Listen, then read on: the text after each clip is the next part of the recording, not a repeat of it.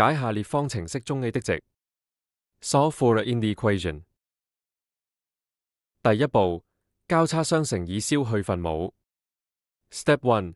Cross multiply to eliminate the fraction。第二步，將 b 加3展開。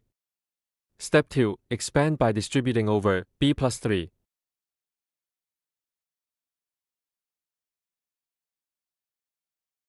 第三步，展開並整理左邊的項。Step 3. Expand and simplify the left-hand side。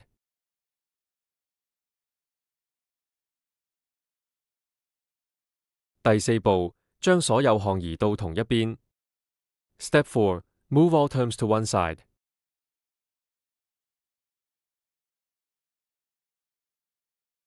第五步，合併同類項。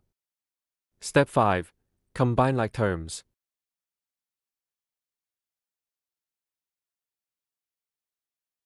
第六步，從含有 a 的項中提取 a。Step 6. Factor out from the terms containing it。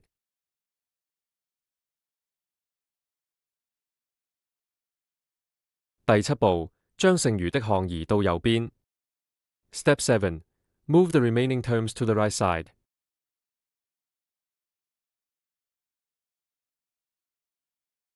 第八步，除以 b 減4。Step 8. Divide by b minus 4。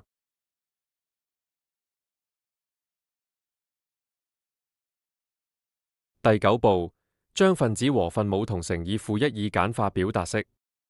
Step 9. Multiply the numerator and denominator by -1 to simplify。最終答案如下。